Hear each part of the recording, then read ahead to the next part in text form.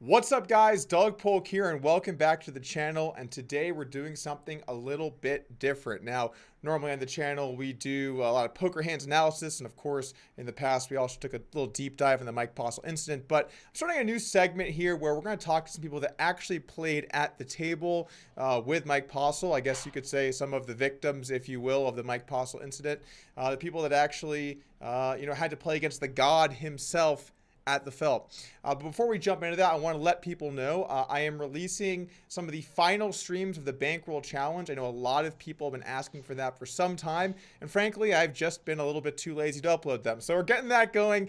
If you guys want to check that out, it's over in the Upswing Poker channel. I got the last couple days of streams. I'm going to chop them up, and of course, everyone can check it out over there. I'll put a link in the description below after the video. Okay, so what do we got lined up today? Today we are joined here by a vlogger right here on the YouTube platform, and also a I would say well-known in the live poker streets player, Jeff Boski. Welcome to the pod, man. Thanks for having me on, Doug. Big fan, love the content. You and Seriously Serious, really just the perfect tag team combination. I've seen all the videos. Awesome, man. I appreciate that. So some people might be asking, what is Jeff's relation here? Jeff actually played a couple of recent sessions against Mike Postle. I went through and I saw him in the footage, and you said you wanted to come on and talk about your experience, and we can kind of go through, I guess your thoughts on the incident and kind of where we head from here. But before we do that, can you give a little bit of background on yourself, kind of like your story, just an overview for the people here on the channel? Standard moneymaker boom. Played online on Poker Stars. Quit my job. Played for 15 years, mainly tournaments, a little bit of cash games. And here we are. That was the quickest rundown I think I've ever heard. You're like, yeah, some poker happened, and then I guess we're on camera.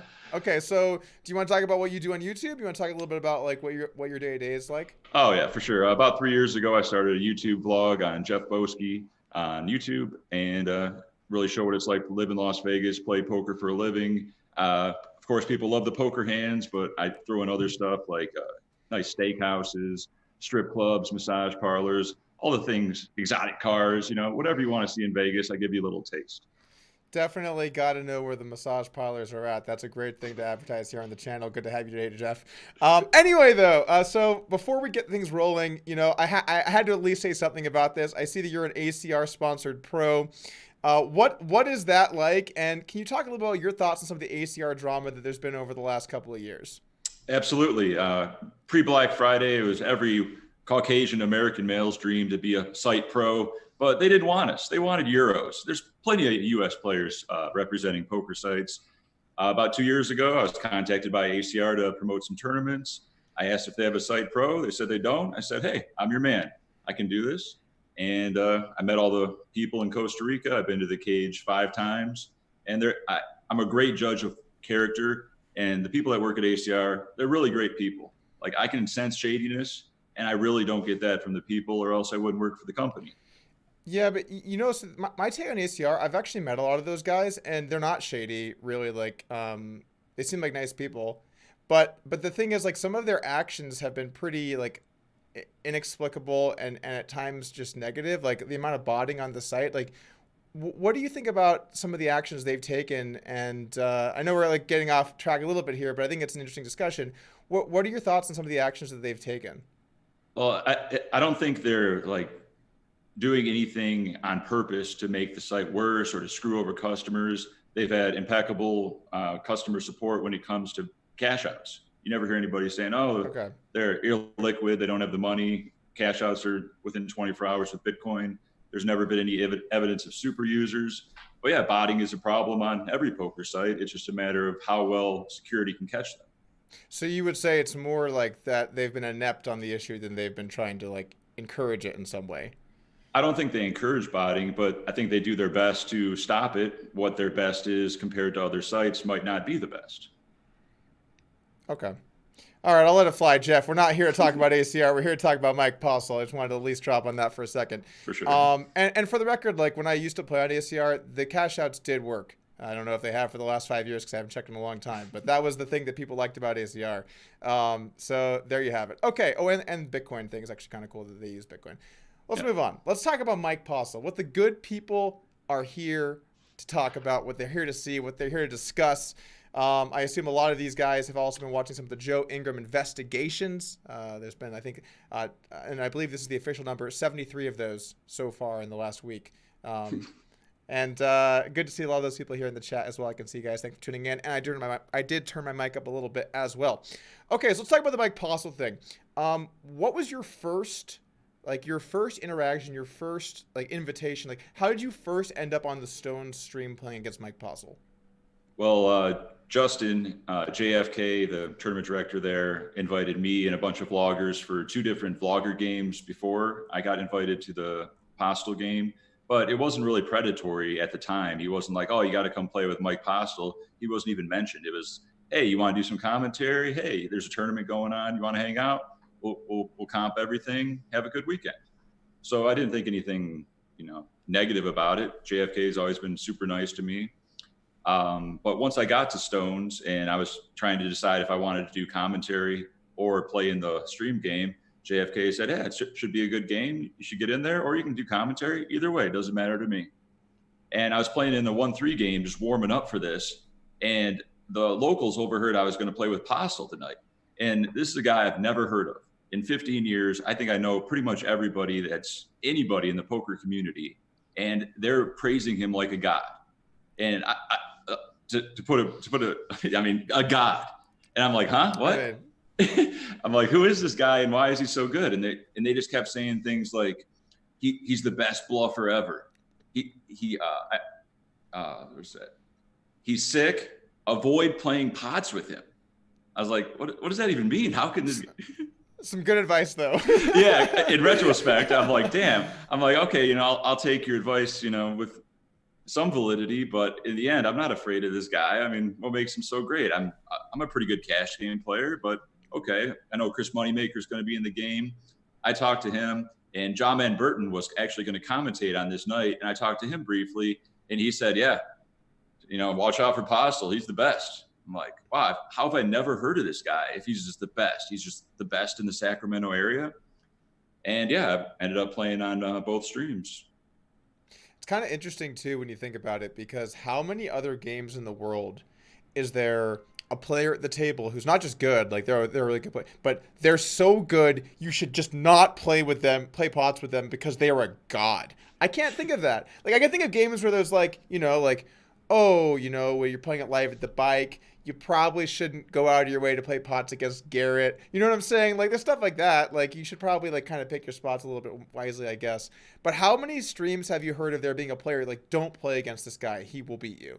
Yeah, it's strange. It was very strange. Like, in live tournaments, someone might be at the final table and I'll say, hey, who's this guy? And they'll say, oh, this is a Bong guy 620 online. And you're like, oh, okay, I played with him. But when people are like, this is Mike fucking Postle, I'm like, who is Mike Postle?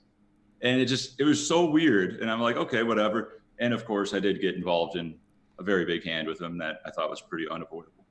Well, so what happened? You told me earlier you played 2 sessions with him. What were your results like over those 2 sessions? And can you tell me a little bit about the big hand you played against him? Results wise, I think I was, both sessions I played off stream. I believe the first one was half PLO, half no limit. And that's the one that I lost the huge pot to Mike Postle in with. I have timestamp of the video if you want to play it or whatnot. But I had an unavoidable spot, second set with a flush draw and a straight draw versus top set. Yeah, why don't you DM me the hand so I can pull it up? Okay, I'll get that to you right here. I got it up. I'll just give a couple of shouts in the chat here while we get this going, guys. Do appreciate everybody tuning in today. We got some faces in the chat. We actually got a lot of new faces here, guys. A lot of new people stopping on by. Of course, I assume that is the real Daniel Negreanu. Thank you for tuning in. Of course, Patrick Curran, good to see you here, a regular on the Joe Ingram Investigatory streams. What else we got? We got a lot of new faces. Appreciate you guys tuning in. Did that work? Let me check it out. In the Zoom group chat? Or should I send it to you on Twitter? See. Okay, I got it. Oh, this is timestamp? Okay, Yep. Let me pull this up. Now, I'm bad with this new setup, so I want to already apologize in advance for people that this may not end up working for. I'm going to try and share my screen. I had a problem with this with Joey too. Share my screen. we're going to share this. Okay. I'm sharing it with you, and I'm sharing it with the audience. You can see this, correct? Yep. Okay. Seems good. Okay, so let's turn on the audio. Do you want to watch the clip through first, or do you want to pause it and do play-by-play? What do you want to do here?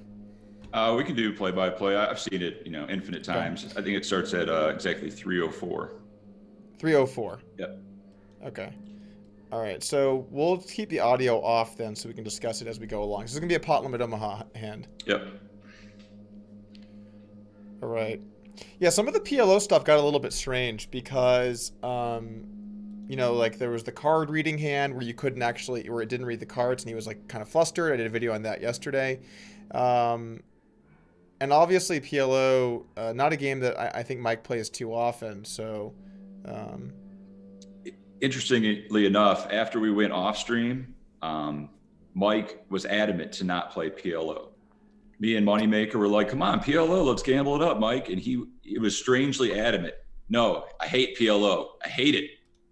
So maybe he just knows it's his weakest game, or... Well, I'll say I understand where he's coming from. But all right, so actually, one more thing on that topic. I thought my understanding from a lot of players was he didn't play off stream all that much. Did he play off stream with you both sessions you played? I believe one session he didn't play offline very much at all, or off stream very much at all. And I was able to play like shorthanded with all the weaker players and for a long time, and that was great. But the other one he definitely played for a while. Not 100% sure.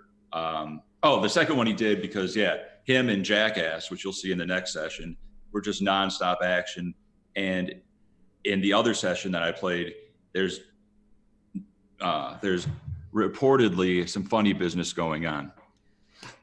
But so when he did play off stream, how long did that go on for?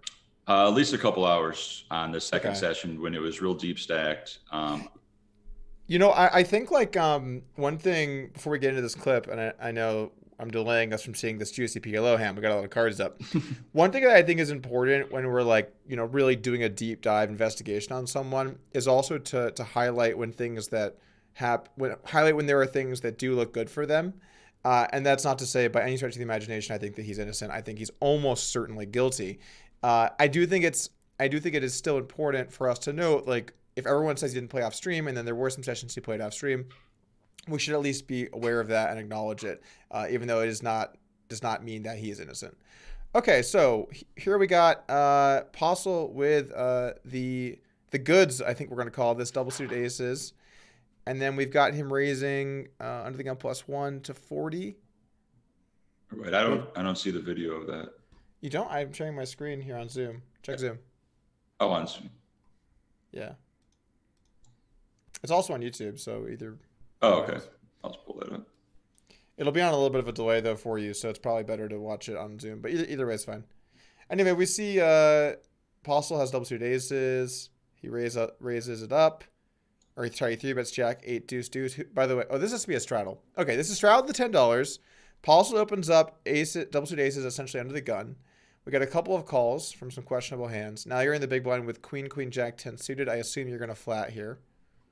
Yep. Okay. And John folds the straddle. All right. Far way to flop.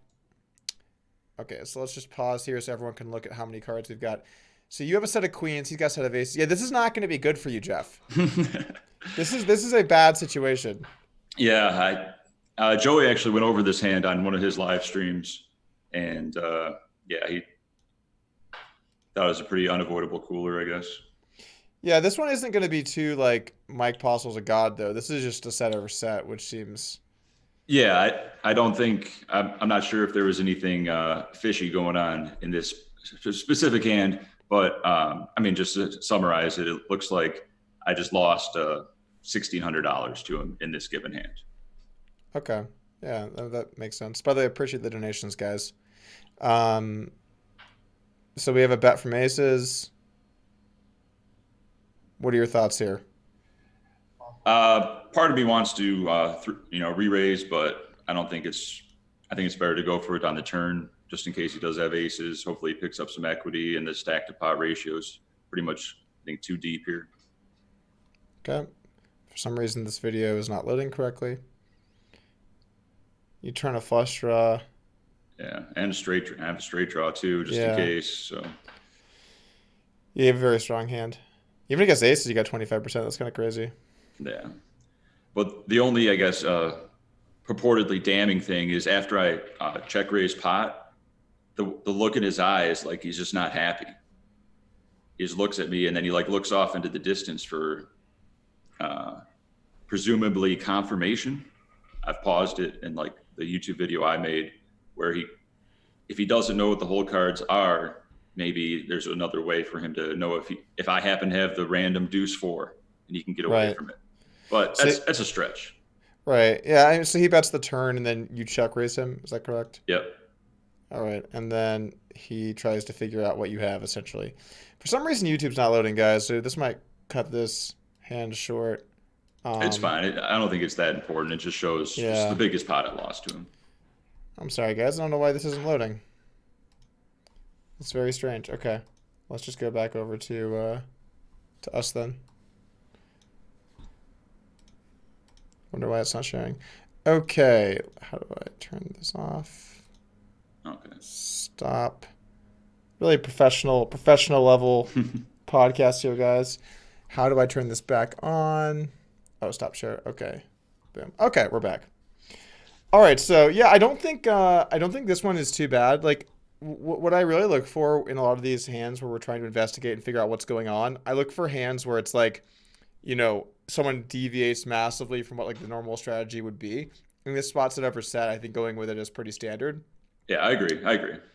Even though obviously like you can be afraid of deuces, at the same time, you're probably gonna have to go with top set anyway, from my limited understanding of PLO. Yeah. So okay, so he stacks you in this session. So how did you do over the course of those two sessions in the Mike Postle game? I think I won $1,000 or as close to break even, but I lost like $2,000 off stream to a couple sick coolers. Right, but there's no way off stream he could be cheating, correct? It's a different table. They change out the cards right away, and they're no longer RFID cards as soon as the stream's off. Okay, so Postle was in the game when you lost. So you actually won money on the streamed game. I believe so. There was two sessions. I'd have to check my vlog again, but I didn't do too bad. Okay, gotcha. And how did Mike Postle do during the stream on those days? I believe in the PLO one, he didn't do so well. He might have been closer to break even, but definitely on day two, he went into God mode, as they call it, and just wrecked everybody. I mean, like moneymaker in a few hands, just flatting deuce three suited and raising a king high flop comes to mind when moneymaker had ace jack, and just a lot of he played like a champion. When you were playing against Postle, did it seem at all strange, like his demeanor at the table? Did you notice the crotch staring? Was that something that you thought about, or did it just kind of at the time it was just like whatever? No, it didn't. Especially because of our positioning. One time I was in seat 8 and he was in seat 1, and the other time he was in seat 9 and I was in. Yeah, it was just I was never like right next to him, and it was never obvious to me that was even going on. And he just seemed to have great bet sizings. I gave him respect, tried to avoid him. But even when this hand came up, I heard all the locals in my head saying, "Don't play pots with Postle." I'm like, oh, shit, middle set? There's no way he's got aces. Yeah, I think you're going to have to play middle set. Yeah, but it's not like PLO. I'm not alleging that the dealers are in on it, that this is a rigged setup. I mean, this just happens in Omaha. What do you think about that? Like, so I guess first off, how likely do you think it is that he's guilty? And then second off, if you think he's guilty, I'm going to go on a limb to the answer to that is you think he likely is. Who do you think was in on this with him? Because I don't think this is a one-man type job. I mean, I've gotten a lot of anonymous messages from people allegedly in the know that said there's somebody else working with him, and it's likely someone that's in the booth. But I really don't know. I don't have any concrete evidence. But a lot of the things that I've gathered from anonymous sources say that just especially with the blue screen. Did you see the blue screen thing yesterday? Why don't you catch us up to date on the blue screen thing? Okay, so in one of the screenshots, it's one of the few times you actually see the screen of his phone, which he just hides in his crotch, like he's protecting his newborn baby 24/7. They screenshot it, and it's a very bright, like bright blue screen. And it's like, what on a cell phone would create just a bright, like blue screen? And Matt Berkey went into great detail on how if you were to set up the GFX or whatever to stream or to be accessed by another device, what they'd receive is a bright blue screen with the cards like slowly appearing on it as they with like a 5-10 second delay. And I think that is just might be the yeah, the smoking gun. You could say that. I find it funny with all the smoking gun comments, because it's like everything that happens with Mike Postle, it's like, okay, here's something that is very damning, but the actual it's hard to get a 100% smoking gun in this instance, because you have to prove that everyone else's hole cards were on Mike's phone while he's looking at it, and that's like it's very difficult to create 100% hard proof evidence. What's way more possible is the culmination and likelihood of many substantiating factors altogether that make it almost impossible or even impossible for him to be innocent, right? Because unless we saw, like, he's got his phone, it has a guy's hand, like, how can we find actual, like, the smoking gun that actually does him in? I believe it comes down to getting actual physical hold or checking the cell phone records of what data has been transmitted to and from on those dates. But I have reason to believe that he no longer has possession of that phone. It might well, be I'd also believe that there is a fairly substantial chance that the information he was sending or receiving was encrypted. Oh, okay. Right? I mean, like, you know, let's just say hypothetically, you were running an operation where you were cheating everyone at the table out of their money. Would you just send like SMS text like, "Hey, got those pocket jacks? Question mark." Yeah, they'll be on your phone soon. Sweet, starting to cheat now. Like, I mean, I don't think it's gonna be like that. I think it's gonna be like a little bit more sly. No, like I don't.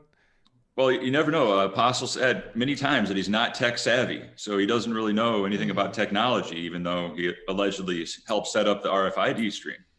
I will say, if this turns out to be like a Sommelier case where it's like he like has an SMS text that's like, "Hey, why no hole cards today in the stream game?" Like, that would be honestly amazing, but I have to imagine that's going to be fairly unlikely. Yeah, it's just incredible his demeanor when there's the whole card cam malfunctions. He just seems lost. He just doesn't know what to do, and he's just mad and irate, and his body language just says so much. Someone makes the comment here, phone records have the all text and call records. Yeah, but like the thing is, there are third-party apps that you can use that the phone company does not have access to, and that data can be encrypted. And so there's certainly ways to talk to people without the company having the records of that. And it's fairly safe to assume that if someone was doing something like this, that they would likely be using one of those things. Now, we should still go through it, right? We should still check it. There's no reason not to like see if we can find evidence through those means. But at the same time, I just don't think we're going to get the smoking gun like that. And this actually brought up an interesting question for me. Like, you know, what's the standard? What's the burden of proof like, right? Because like in my mind, the chance that Mike Postle is innocent is 1 in like 100,000, right? It's got to be something like that. It's something very, very, very low. And so to me, it's like, yes, this is certainly enough evidence to say he's guilty. Where is that line? Is it 1 in 100? That's probably too low, right? If someone was 89% guilty, yeah, it's tough. It's tough. What do you think about that?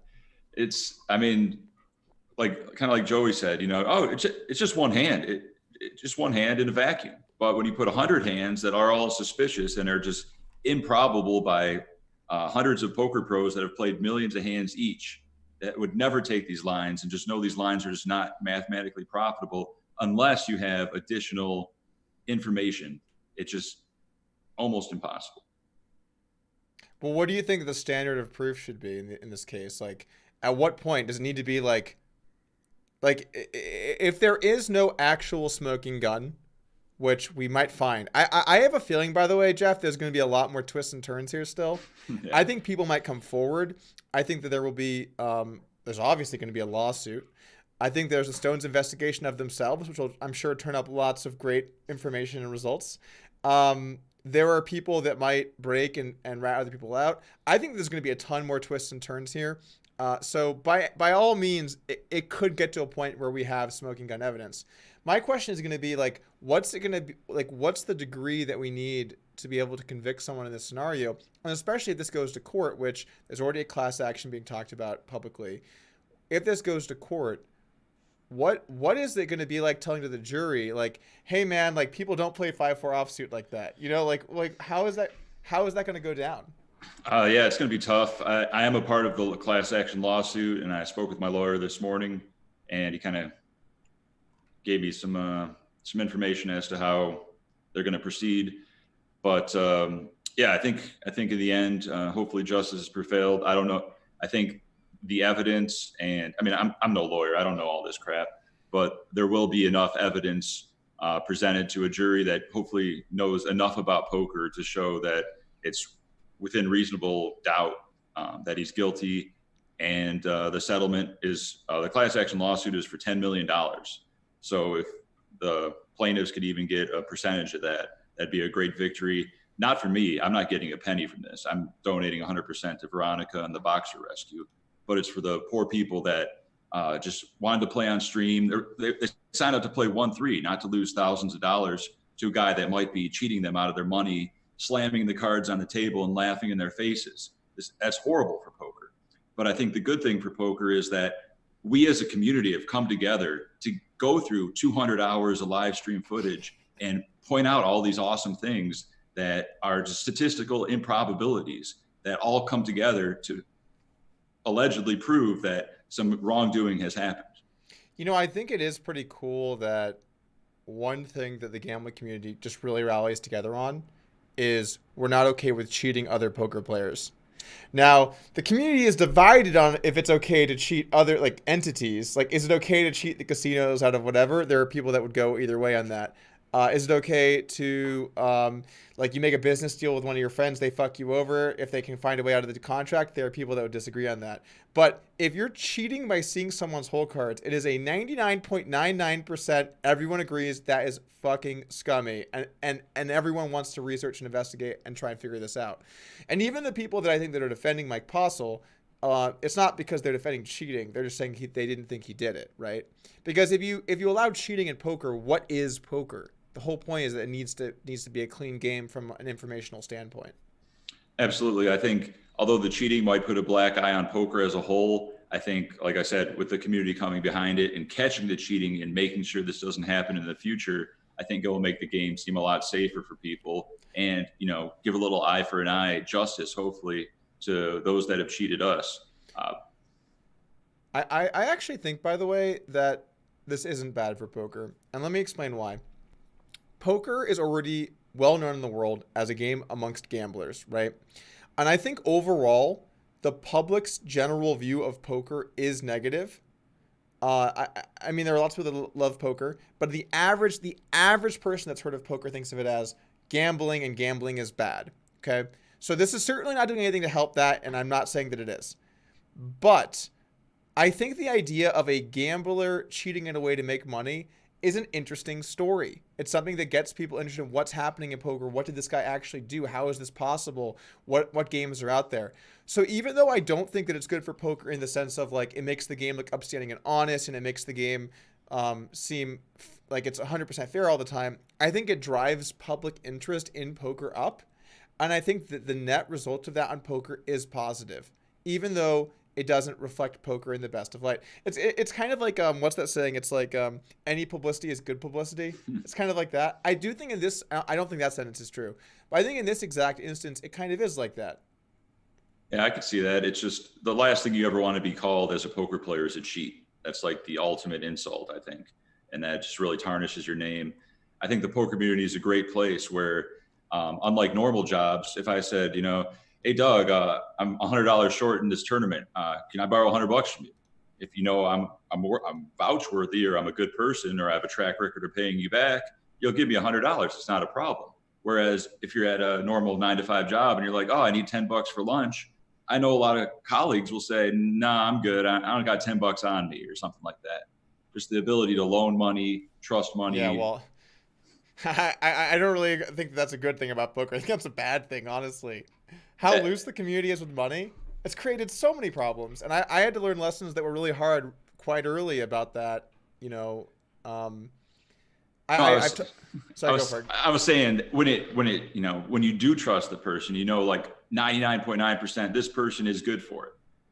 Just the ability to loan money and trust others with large amounts of money is something you just don't see in other communities. That's true, but I still do think that it's done way too much in poker. I've seen it Um, going bad too.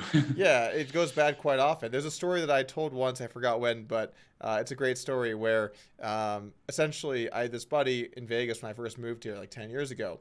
We were hanging out one day, or he like came over to my place. And he's like, "Hey, like, I got a question for you. Um, you know, what would you do if like you had a friend and they need a 20K loan? Would you make them pay interest on it?" And I said, "Well, like, are they a close friend? Like, do you know you're gonna get paid back? Like, what's the situation?" Like, "Yeah, close friend. You know you're gonna get paid back. They just like need the money for now, but you're 100% gonna get it back." And I'd be like, "Oh, then no, I wouldn't make them pay interest." And he's like, "Okay, cool. Can I get a $20,000 loan?" And Gotcha. I was like, wow, that was quite the curveball. But anyway, the point is, like, in poker, I do think people tend to be way too loose with money, and I think that there's like a cut of people, especially people that are your close friends that you can trust more often. But I think poker is great to be skeptical of everybody because there are Mike Postles out there. There just are. Yeah, you don't want to get chinoed. That'd be a horrible Or situation. Chino Ream. Someone in the chat said, "Am I sponsored by Stone's Gambling Hall?" No, I'm just trolling. I'm wearing the. If you guys don't get it, you don't get it. You got to rep the stone. You had the stones to rep the stones. That's for sure. Thank you. So what do you think about? Actually, let's talk about stones here for a second. So like, I'm not too familiar with Stones. When did Stones Casino open? Do you know? Sure. First time I went there was maybe 2.5 years ago for the original Vloggers game with Brad Owen, Andrew Nemi, like 8 prominent vloggers at the time, and that was just a great time. Nothing shady went down, and they treat you like a king there. Free food, free room, free flight. I really think that so if you heard about the narrative, like if this was a script or if they planned this to build them up as their character, come to Stones, play with Postle, he's a god, and get more pros like Berkey there just to raise how many people know about Stones, raise awareness for, hey, come play with us. We got the best player in Sacramento. Come play with the king. So I think that's a very reasonable narrative. And I think that's why they wanted to invite vloggers there and other like prominent poker players just to raise awareness that, hey, Stones is a casino in Sacramento, Citrus Heights. Come play with us.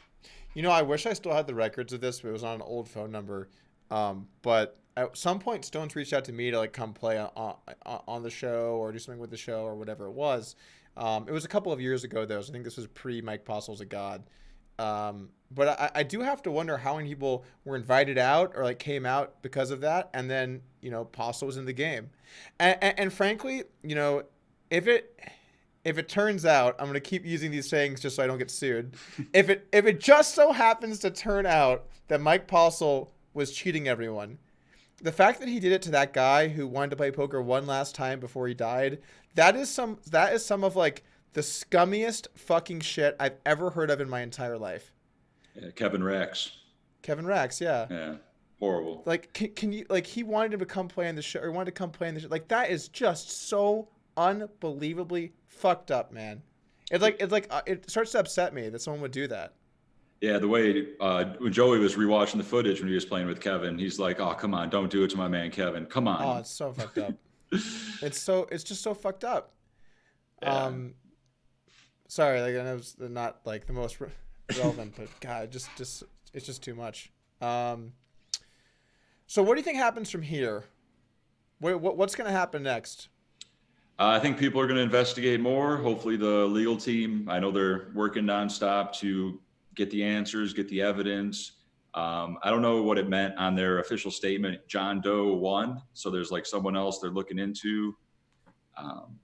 You mean that there was a number one, so that indicates that there's more than one? Yeah. It was Mike Postle was named and then I forget the exact wording, but in possibly in communication or working with John Doe 1 through 10 and Jane Doe 1 through 10.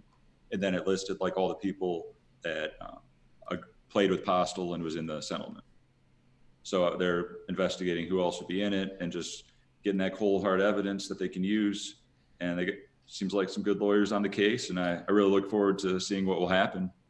Is this just a civil suit, or is there a criminal one filed as well? It's both. Yeah, it's three $10 million suits, so $30 million total. Was it civil, criminal, and yeah? Else? This is not just negligent. I mean, there's so much going on here, but I think if Stones Casino owns the Stones live stream cash game, which I believe that they own the stream, they seem liable here, right? Like if you're running a game with your employees and those employees are cheating people of their money, I guess I don't know what the legality looks like, or what the liability looks like, but that seems really bad for you.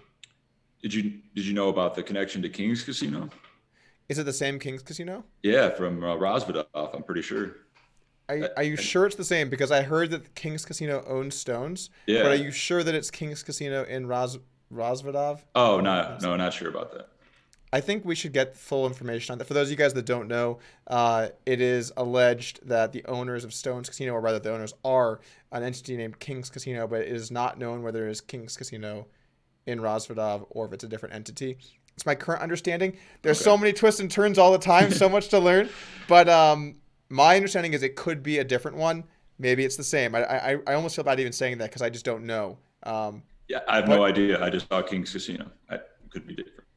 There are obviously implications there that are quite bad as well. If it's the same owner. Okay, but yeah, the Berkey video, I think that might be the smoking gun from last night with the blue screen where he shows exactly on his actual RFID GFX setup or whatever how that is the blue screen. It's not the blue screen of death. It's the blue screen of 5-second delay. Here's all the action, the GFX or whatever action tracker. But like, couldn't someone argue like it was a different blue screen? And we're not talking about, Jeff, we're not talking about like you're with your friends and someone tries to be like, yeah, I ran the 40-yard dash in 4.4 seconds. It's like, you fucking didn't. Like, we all know you didn't. Like, you know what I'm saying? Like, everyone knows that, like, you didn't do that. I'm talking about court of law. He goes, well, that was just a blue screen that I like to have up to reset my mind between hands. Yeah. Can you prove otherwise? There was a video I really liked by, was it Gabnell or Gambinell? The Southern accent guy. Yeah. Really great video. I'll put it on Twitter actually later. I should have shared it before because I thought it was a great video where he talks about like, you know, basically like there are things like that, like if you just said like that about the blue screen that you can explain away, but there's certain actions and results that you can't.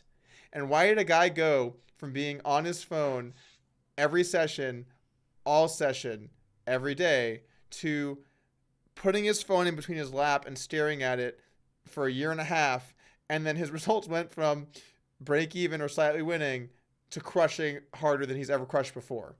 How do you explain that away? And you really can't. That's a big thing to me. The like thing like the screen is blue. That's big from like public perception. Was he cheating or not? Like now it's easier for us to show that he was allegedly cheating. But at the same time, like, you know, is that actually smoking gun? He is guilty evidence. I'm not so sure. And actually, it'll be interesting, guys. We're going to be doing another podcast with Berkey tomorrow. I'm sure we'll discuss that. And I'm interested to hear what his take on that is because, you know, how can you prove that it's that blue screen specifically? Yeah. The other, I guess, not 100% concrete thing is, of all the live poker I've played, I've never seen someone have their phone on their lap. They put it on the rail or it's in their pocket. There's no in between. So maybe if 99% of people keep their phone on the rail or their pocket, maybe 1% will put it in their lap for whatever reason. Same thing with the car keys, the key fob. Why would you put that on the rail? It just doesn't fit in your pocket. Who puts their car's keys on the rail? Look, undoubtedly it's weird, but I have seen people keep their shit on the table. I've seen that before, man. Like, it's like they like unpack their life onto the table. I'm sure some of you guys at home know what I'm talking about. You play poker and someone's got like their whole like Yeah, that happens. I've seen keys on the table. I have legitimately never seen phone on the lap. I'm looking at my phone with my hand like this. This is not a thing people do at the table. That's just not a thing. Yeah, but I've never seen that from anyone else before. In fact, here's actually internet sleuths, because I'm sure we got some out there. Find me a clip of someone doing the Postle, okay? Ever. Find me a clip. Tweet at me. I want a clip of someone doing like the crotch stare, head down. Anyone, just tweet at me, because I've never seen that, Jeff. I've never seen anyone do that. Have you? Have you seen that? No, but you got to think it's somewhat premeditated the way he goes to recheck his hole cards. I went over this in the video I made about Mike Postle cheating, question mark, question mark, question mark, because I just show clip after clip where it's the third time he looked down at his hole cards and he has 10-3 offsuit. It's like, you have 10-3 offsuit. Why would you possibly keep looking back at your hole cards? It's his way of having a reason to go slowly. Oh, shit. Oh, what's down? Oh, yeah, just squeezing them out, trying to get that information. Yeah, but he doesn't lean back like that, because you're doing like what a normal person would do if they were looking at cards. He doesn't do that. He doesn't lean back and look. And I forgot if it was in the video I did before. I've done so many videos now; they're all blending together. Jeff, it's hard to keep them all straight. But there was one that I thought it was a really key point where he looked at his hand, right? So he looks at his cards, and he just looks down slightly. So he just goes like this, right? And so he's looked and he's seen, and then he goes and he peels them again, and then he goes like, so in a row it goes. That doesn't make sense. No. What are you doing on the second one? You just looked at your cards. It's like he's forgotten that like the deep look is supposed to be the check. No one looks at their cards. And again, please, someone show me the video where someone looks at their cards and then someone goes, it doesn't make sense. It like physically does not make sense. Like something is wrong with that. Well, I think he figured out it looks obvious. And then whether or not he got the bone conductor in the actual hat, when he started touching the hat, he also used the hat as a way to like feign like uncertainty. Got a hat right here, and you just grab it and hold down. So he's like, oh man, oh this hurts. I'm in so much pain. Yeah. So there's lots of this too. Like, why are you doing that with your hat? Yeah, it's shifty, man. And the tapping, it's just so many little things that just all add up and paint a horrible picture. And it's just unfortunate that it's come to this, but hopefully, in the end, justice has prevailed, and all the victims get paid a lot of money for how they've been wronged. Oh, they have been, undoubtedly. Like the victims should 100% be taken care of here. And the other thing that's interesting too is like there's some nuance in that it's not just people who lost money. Like if you came on the stream. Like you did, you came on the stream and you won $1,000. You probably were still cheated out of money. Yeah, which is more complex, and I doubt that the legal system is nuanced enough to view it like that. But anyone that played in that stream had money stolen, or at least theoretical money, or at least money in pots against Mike Postle, and that matters too, I think. I might have broke even or won 1,000 on both sessions, but in pots, I look back at the whole stream and watch pots that I played with Postle, because there's like an aces hand that he bluffed me off of. So I think I lost around 2,000 total, like directly to him. So I don't know how they calculate that with the lawsuit or whatnot, but I did well against some other recreational players at the table, and that's why those games are good. And I think that's why he still continued to play off stream. He's still a decent poker player. He's been playing for 15 years. You're surrounded by a guy named Jackass, which they told me numerous times, this is the most action player you're ever going to play with. And he played like 70, 80% VPIP, and it's the most hands that you would say are not a thing. This isn't a thing, but here he is doing it. So, and he had direct doing it successfully. No, I'm talking about Jackass. Jackass. It's a character that was on. Okay, I saw some of the Jackass clips. Yeah. And he's got direct position on him. He's just, fist pounding him while he's just owning him pot after pot. It's kind of sad to see, but that's the reality of it. Do you think that this is something that I brought up a few times. Do you think there's any chance that there being anyone else that was doing this as well? Because it does not seem far-fetched to me if they were blatant enough to do this basically every stream Postle was on, that there were streams either Postle wasn't there or streams with other players with Postle on it, that were also involved. I don't think that's impossible at all. I haven't seen any evidence that would show that, but it's definitely possible. It's definitely possible if he was able to allegedly do these, for almost 62 of 69 streams. It seems very possible, but no evidence. But that's it. Yeah, It's an interesting question. I think that it would be great to get like it sucks that I feel like incentives aren't aligned here. I'm a big fan of everyone having aligned incentives because I feel like it gets shit done in the world. Uh, I wish Stone's Casino was incentivized to try and bust people here, but they're not. Like, I until they know what the legal ramifications of this potentially happening on their stream are, there's no reason for them to try and bust people. There's just not. And I mean, you look at like that hilarious tweet from Stones on September 29th that was like a deep and thorough investigation has occurred and there is not even a slightest hint of cheating or like whatever they said. And it's just like, and then people were like, you might want to go check again or something like that. Like, it would be great to have all footage. It'd be great to have all the footage of Mike, specifically, like him the entire time. Let's look at him the entire time, all Mike footage ever, all of their results. So we could list all the players by how much they won. Like, this is the kind of stuff that catches cheaters in online poker. You look at the whole database of hands, you see who are the big winners, how did they play, and then you start to build off that, right? Like, how did anyone else play a very loose style that won a lot of money? Did that player only play on Stone's streams? That kind of stuff. I think that there could be a lot more data that we could look at and try and get a more full picture on the days Mike did well. Who was the exact crew that was working? Who were the exact people behind the scenes? Like all of that information. If all of that information was public, there is no chance that the internet sleuths who are discovering these bone grafts in hats and like blue screens in the lap and like there's no way the internet isn't going to figure this out. The internet's undefeated. Yeah. When you get thousands of players that are passionate about something all working together, it comes out with some great results. And that's the bone conductor technology. Joey never knew about this. Joey never knew. Did you know? No, I never heard about it. It's some high-tech cheating stuff. And even the videos like describing how to use it in a poker game. Like, how is that a thing? How can you just say, oh, hey, this is how to cheat, guys, buy our product? Like, that aspect actually does seem bad. Like, poker cheating equipment probably went up in sales pretty tremendously over the Mike Postle incident. Yeah. I mean, almost certainly. So I guess there is a downside in that regard. It also makes you wonder how many other streams have had something like this happen, because I know people at least a couple of other streams, and they're really upstanding guys that I just can't imagine this happening there. Then you have to say, but what if it did?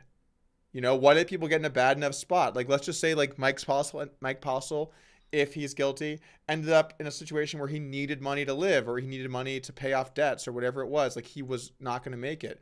I think a lot of people would cheat if their backs are up against the wall. And how many other streams is that possible? Like, it doesn't take many people to pull this off. It takes what, I mean, at minimum 2, but maybe 3 or something. I mean, it doesn't take a wide number of people to make this happen.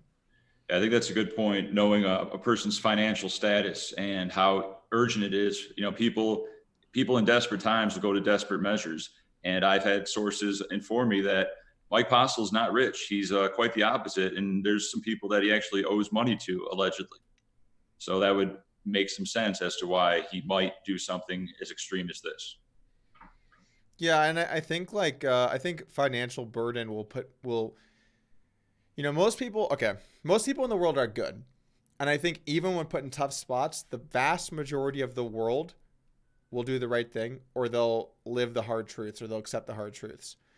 But a lot of people won't, right? A lot of people are going to do whatever it takes. A lot of people will rob banks, will run online scams. They'll do whatever that they can to make money or to make ends meet or to find a better life for themselves. A lot of people view it like that and will do that. And I think poker can very easily put people in those positions because, you need money to make money.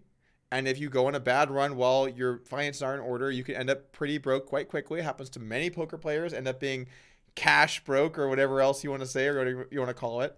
And then before you know it, they're in a jam and they've got opportunities and access to a lot of money. And this is why I go back to like the loaning conversation. You just have to be so careful on poker because you just don't know. And like I've gotten burned by this before. Like I remember when I first moved to Vegas, I got hit up by Brad Booth.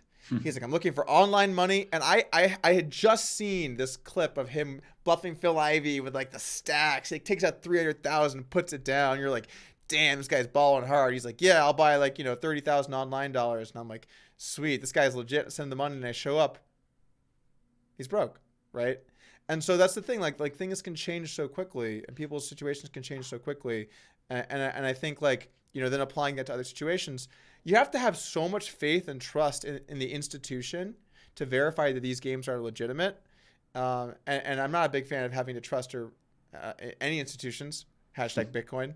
But the point remains, you have to have so much faith that they're going to do the right thing, that I do think it is going to be, and probably should have already been, a reasonable concern for people when they plan a live stream that there is no cheating going on. And I think that's actually also why it's important to kind of know who you're playing with. Know some of the guys at the table, or women at the table, I should say. Sorry. I agree. Trust is very important. And kind of going back to the loaning thing, like I hate having the feeling of having money loaned out, just not knowing if it'll ever be paid back. And it's like they have the upper hand all of a sudden, and you almost feel bad asking them to pay your damn money back. It's like a negative free roll, of course.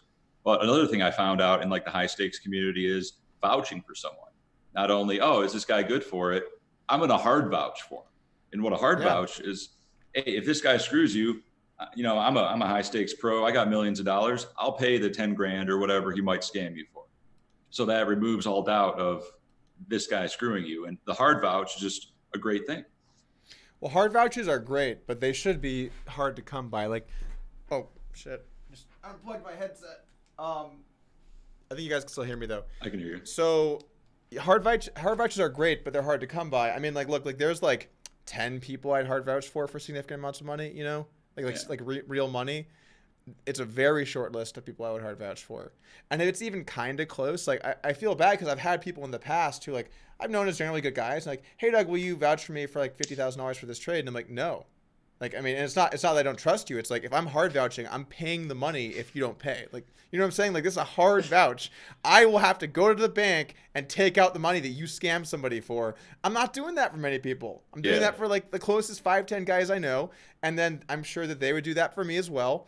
And that's it. Like, if we're like kind of friends, but it was a few years ago, I'm not hard vouching you for $100,000 or whatever, or $10,000 or whatever the amount of money is. Yeah, there's no real upside for you. It's like, oh, either he pays, or all of a sudden I have to pay. Yeah, it's just it is a negative free roll. There's no upside. Absolutely. Another thing I brought up on Twitter a few days ago was Duper's Delight. Are you familiar with this? No, what's up? It's a thing my buddy brought up to me when he was like investigating like serial killers and stuff. When they're interviewed after just allegedly, killing a couple kids or their wife or whatever, they can't help it but to laugh and giggle. They're like, it's deep inside of them. They'll tell the horrible story and they just start laughing. You'll notice the same thing with someone we might be familiar with whenever he wins a huge pot or before he's about to own someone on the river. He can't control his laughter because either a part of him just can't believe he's getting away with it, or there's so much joy that he's able to win these huge pots that it's just instinctual. Duper's Delight. I can totally see that. That makes sense to me. And if you also view on some of the days where it's alleged that he did not cheat, I guess, is that still alleged? I don't know. But some of the days where there were certain people in the back that he didn't do that. He didn't have the laughter. He actually had tough spots on the river because they were tough spots. And when people are in a tough spot on the river, they don't laugh much. No. Like, have you seen that? Someone's in like a really tough spot. I mean, there are a few sick fucks out there that would laugh. I have to say, I think Gus Hansen would absolutely laugh if he was in a totally fucked spot in the river because he's just a hilarious dude. Yep. But like not many guys. There's not many guys who would get in a really tough river spot and then would start laughing. I don't think that's very common. And it's really telling as to like what type of person would be able to do such things. A real sociopath or psychopath or whatever. There's no remorse, no empathy for the victims. That's what really gets to me. I mean, definitely no empathy. None. And it takes a special type of person to be able to pull this off. And like I said, also, eye for an eye. I also like the arguments like he never wanted the attention. He didn't want to be viewed as a god, right? The memes or the he never wanted the attention. He just wanted to fly under the radar. But then I've been talking with some of the regs in the area, Actually, by the way, I wanted to say, like, I tweeted if you played in the game to contact me, and I actually had so many people reach out that I've not gotten everyone back yet, and I appreciate the people who did play in these games, like, messaging me and sending me your stories and stuff. I got more feedback than I really was even prepared to respond to, and I personally went through everything. So I appreciate all the people that worked out or that reached out. And Hart Banson, I appreciate the donation in the chat, man. But yeah, I mean, I've seen so many stories, and I've talked with a bunch of the regs in the area now, and they're like, yeah, Postle doesn't, like, the whole, like, he's trying to fly under the radar thing. He didn't play in many of the live games. He only would play the stream game. Like, there would be like a juicy 5-10 game at Stones, and I'm going to assume it's juicy because it's 5-10 at Stones. Yeah. And he would instead play the 1-3 stream game. You know what I'm saying? Like, stuff like that. Like, what? Like, let's just say you're the sickest crusher of all time, and you're trying to keep a low radar or a low profile. Say under the radar. I need to separate those things. I'm combining them. You're trying to fly under the radar by keeping a low profile. You're like, no juicy 5-10 for me. 1-3 on stream. Fits the bill nicely. It just doesn't make sense. It's not congruent. And I think, like, when someone, like, one of the biggest tells of someone is lying are when there's an incongruency between the story they're telling and the actions that they take. I think that's like one of the most consistent tells, I mean, in life, but also poker. I think that's like one of the most consistent tells. Like, it's like the weak means strong, right? Like, type tell. Like when people have a monster, they're really like posturing themselves up and like reaching for chips and making like, they're trying to like slink into their chair and like hide because there's that very basic human emotion, which is don't reveal what you have. Don't reveal like the truth of the situation. It feels like that. There's an incongruency here between the story he's telling. Oh, I want to keep a low profile, but I'm also going to challenge Doug to 100 heads up sessions on Mike Massow's podcast. Like, what's that? Oh, really flying under the radar by challenging me to a heads up match on Mike Massow's podcast. By the way, did you listen to the Mike Massow podcast? Absolutely. It really blew my mind that he was the biggest winner in all of Ultimate Bet history. I mean, that's probably $10 million.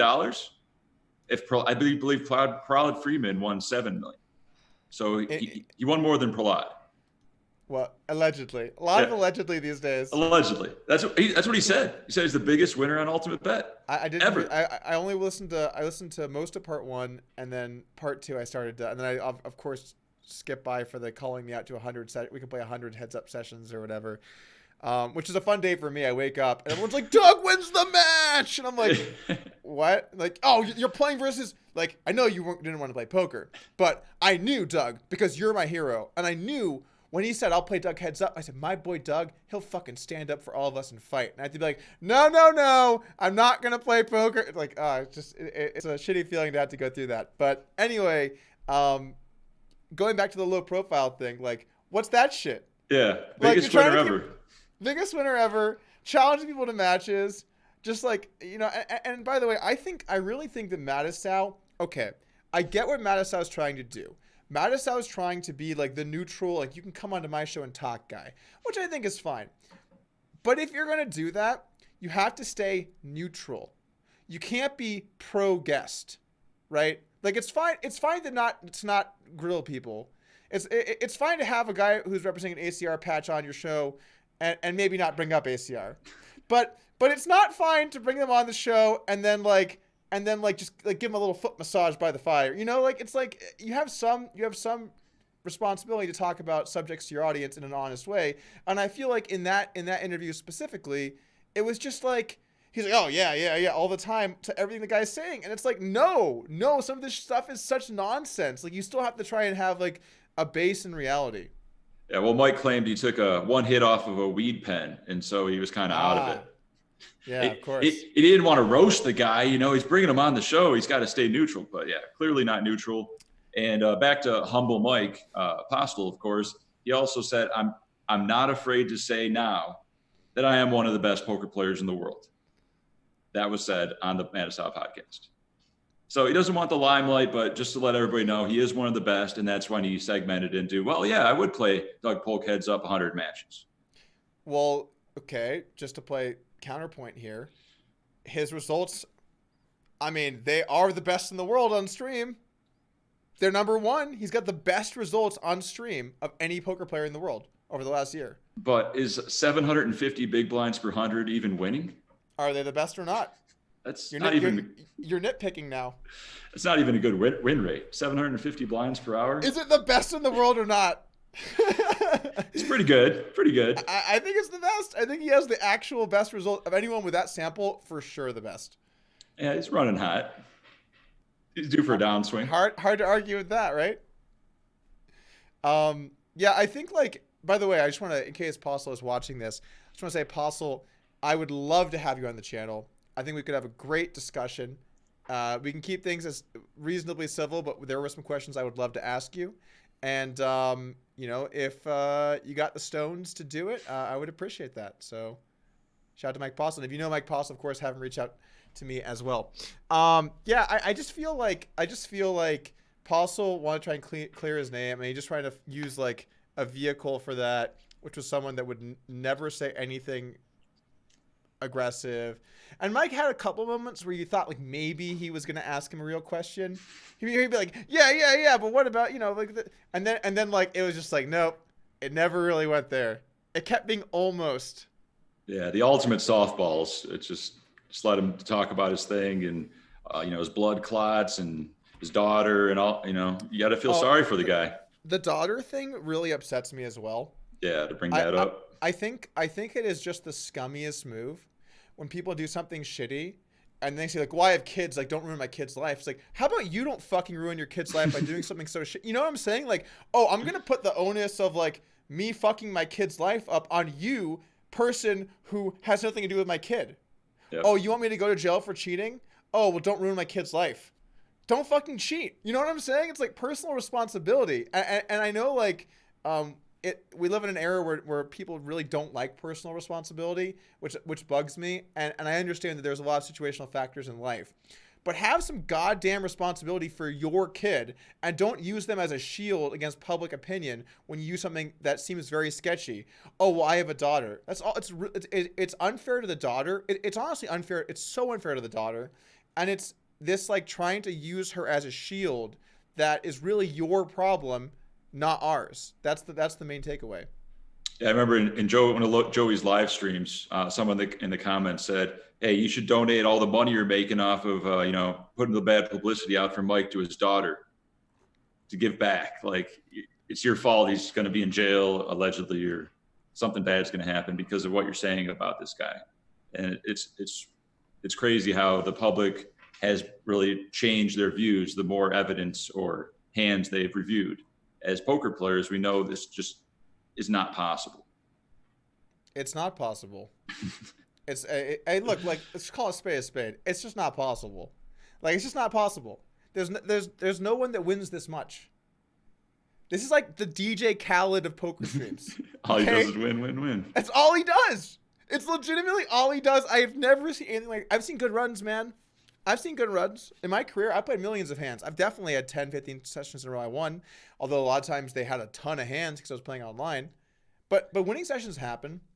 But not like this, not to this extent. And I think like this is also something that on the video I put up, the first Postle video that I did, when I put it up, I started to get some initial feedback on the numbers on the YouTube algorithm. They were really good. And so I was like, I know this video is going to be very popular, and what's going to happen is we're going to have all these casual people that come in and see this video. And that's happening right now. I think there's like 100,000 people watching that video a day on just that video. Wow.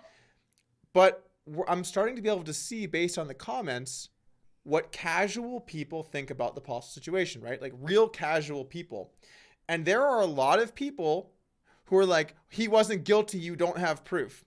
And like this level 1, you don't. Like this guy with a Fox News avatar was posting like, I don't see anything that happened here, or something like, you know, I just see like all of these things happening. It's not even memeing. It just like actually happened on my channel. So like, you know, I really do wonder if this goes to court, if a jury of peers, if they're not poker players, sees this, are they going to be able to interpret this data? Are people able to interpret this data somewhat accurately? Or are they going to be like, this is fake news bullshit that the liberal media wants you to believe? You know what I'm saying? Like what's going to happen? Because I actually could see this going the direction of people are just too goddamn dumb to understand that like when things get to such a low percentage, they're not possible. I don't think I think that there is a serious chance this could go to trial and Mike could win. I think that could happen. Okay, imagine for a second that you're Mike's defense attorney. What would you be saying to the jury? Saying, "Oh, you're a lot of haters out there just mad at his success, and this is the only way they can bring him down." What would be your argument? Tons of those. Tons of those. Yeah. Jeff, let me read you some comments we got right now. Okay, I'm gonna read these are from YouTube. These are from people like you guys. Let's read some of the comments, shall we?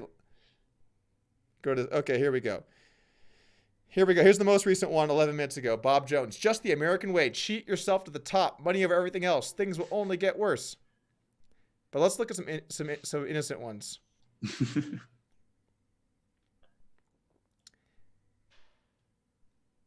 Okay, maybe there's not so many innocent ones lately. Okay, this looks good. Although a lot of people are not liking the American way. Let's see. Where's the Fox News one? I saw that this morning, I think. All right. Well, I see. This is from Savage 4 hours ago, Jeff. I see jelly people here, LMAO. The man is lights out playing great poker, and all y'all got is hate. Shaking my head. Fucking haters. Haters, bro. You're just hating. God damn. You're just hating. Can't be happy for the man is successful. This comment, can a man not jerk off in peace? I don't know exactly what's happening with that one. What? Welcome to YouTube, man. So if you John Smith, he's not cheating. He's just smarter than all of you. Never thought of that. If you can't figure out how he is playing, maybe he's just the best ever. Well, yeah. Paul Lott says, only assumptions. Where are the proofs?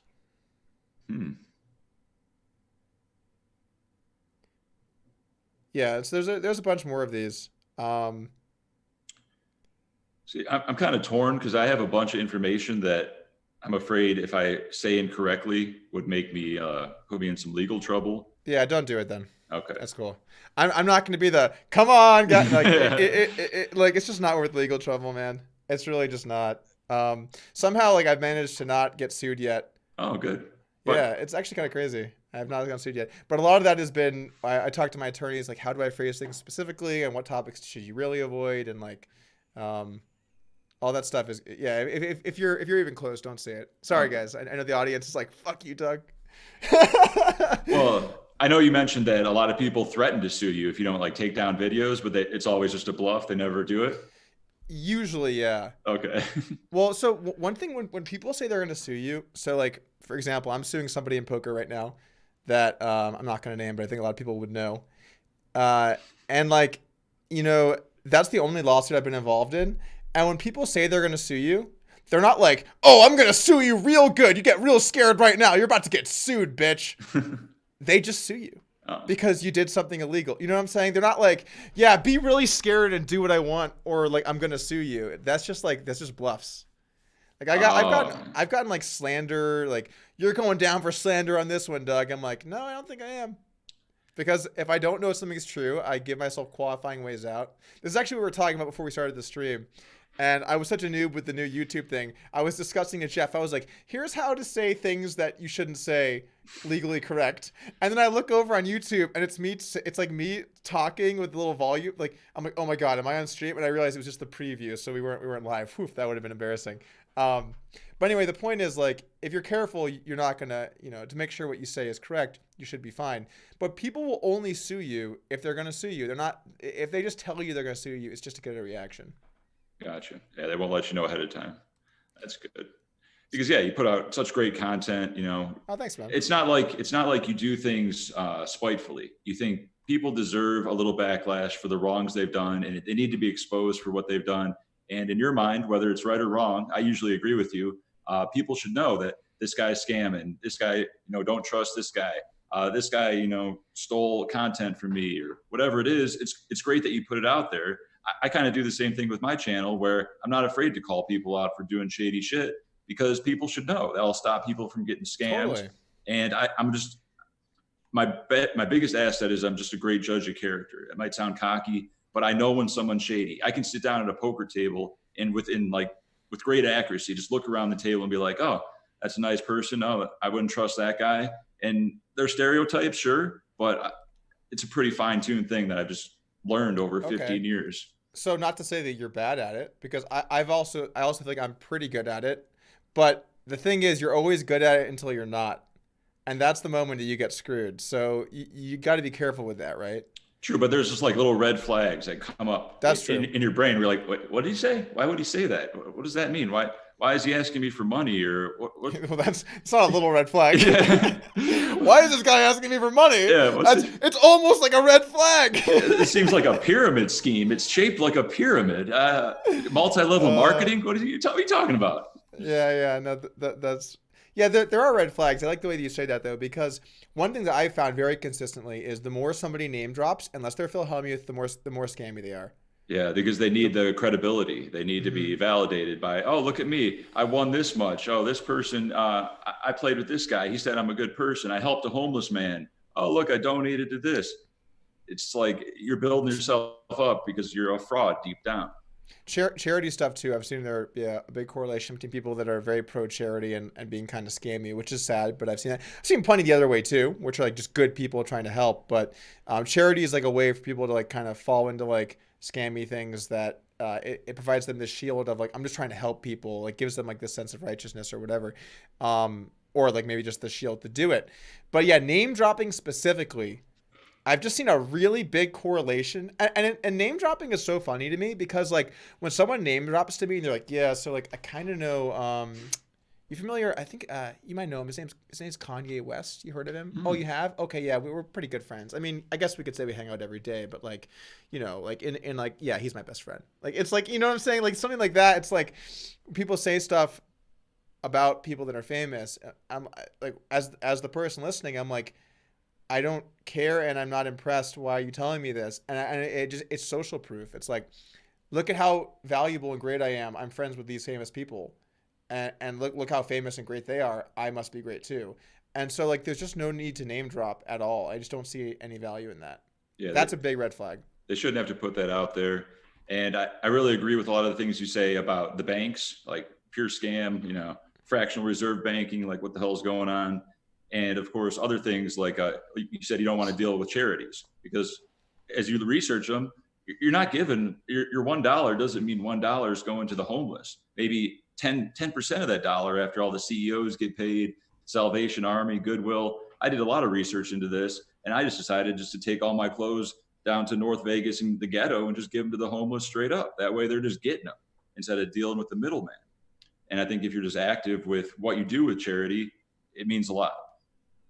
I think that's great. I think like cutting out the middleman in a lot of situations is better for everyone. Um, and so I do think that's a better way to go about things. The problem is it's going to be hard to find the people that specifically want your clothes just like on the streets in North Las Vegas, right? Like what was that process like? Like did you just show up and like can you please describe to me what that was like? Actually, I made a little Christmas vlog about it. Not to I mean, obviously, not to say, "Hey, look at me, I'm a good person. I'm giving clothes." I'm saying this is how you can do it. I just put Jeff, my I think when you open the pod with Asian massage oh sorry, I should just say massage parlors, and then you Asian man. and then oh, I was assuming it is, Yeah. and then you transition to helping the homeless. I think like the whole like I'm a good guy card. I don't think we have to worry about that one. That's Okay. fine. Well, I let's think you're keep it good. real.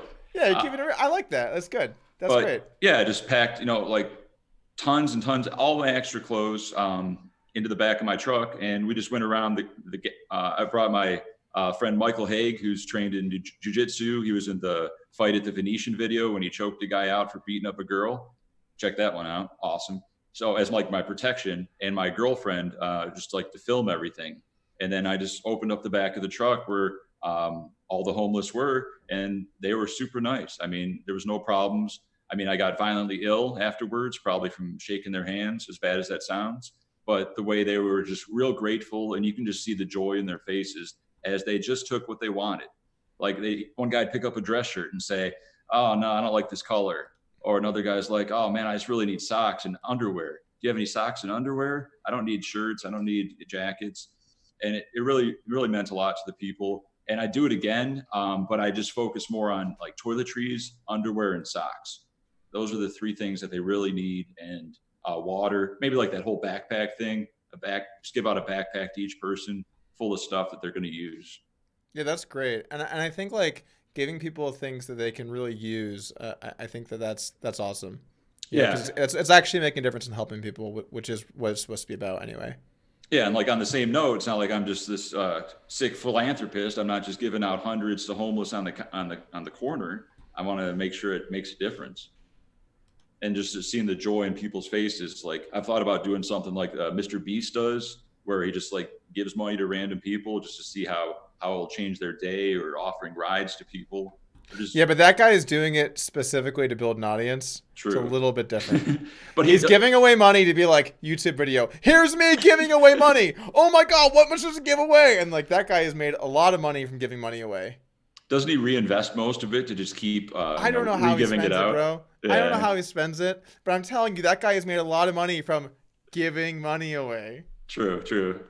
It's an interesting concept, and I can see how it works. The more views, the more he can give back, how much he actually keeps. Yeah. Oh, I'm not hating on it. Like, it's good to mention the giveaway, but I'm just saying, he's definitely making money off. That's not just like the kindness of Mr. Beast's heart.